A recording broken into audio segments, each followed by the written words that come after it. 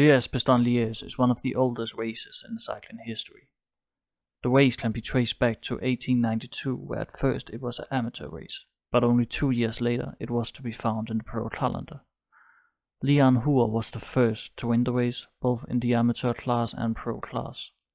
The race is also one of the 5 monuments and the 4th to be raced in the cycling season. The rider who has the most victories is Eddy Merckx with 5, and when it comes to active riders, Alejandro Valverde is the leading rider with 4 victories to his name. Now let's talk about the route. The race will start in Liège before taking a U-turn around Bastogne. This is where some of the hardest climbs in the Ardennes are to be found. We are talking climbs like La Redoute, Hutte de l'Hiver, Côte de la Roue au Faucon, and many more. However, it is most likely that it is the last climb of the day de la Roue au Faucon that will be the climb that decides it all. A 225 meter long climb, but with around an average percent of 11.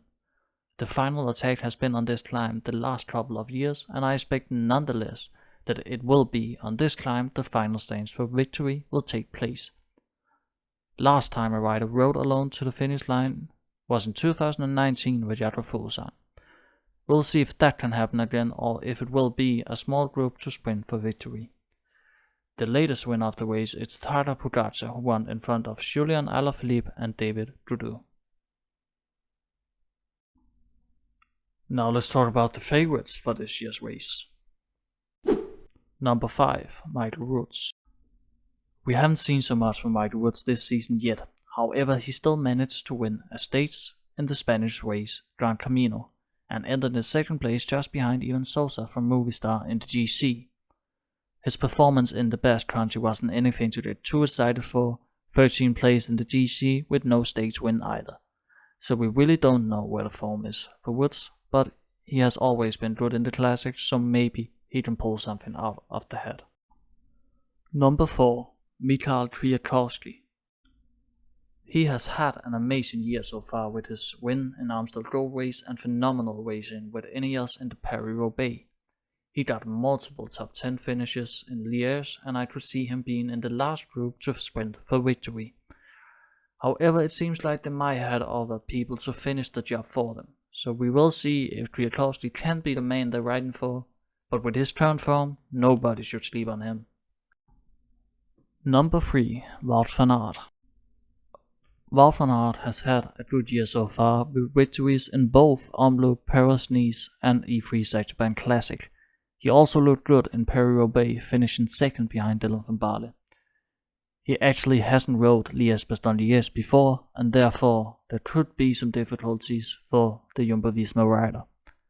However, a man who can win in Mont Ventoux and the Champs-Élysées stage in the Tour de France in the same year should be able to sit with the best in Liège-Bastogne-Liège. Number 2, Julian Alaphilippe. He finished 2nd last year, and he finished 2nd the year before that, with the bizarre ending, where he celebrated too early and all that.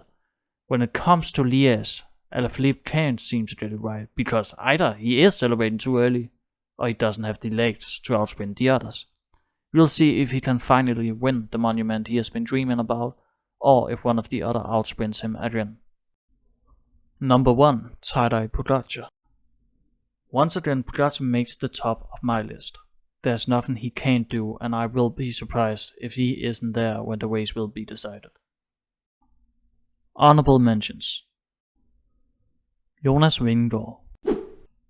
He might even be the strongest of the Jumbo-Visma riders. It will depend on how Van Aert will do.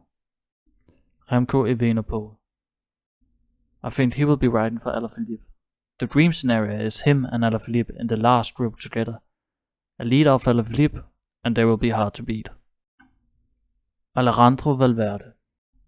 He has won the race 4 times, and if he wins, he will tie Eddy Merckx for most victories in Liège-Bastogne-Liège. So there is no doubt about it. This is a race Valverde likes, and you should keep an eye on him. Bauke Mollema. I think he's in his career fall. But if he got one of those days, we all know he can be a dangerous rider. Jakob Fuglsang. Fuglsang has been distant this year so far, more or less because of illness. He was alright in the Amstel Gold Race, finishing at 16th place, but he still needs that 10% extra. Thank you guys for watching. Remember to leave a like, subscribe, and I'll see you next time around.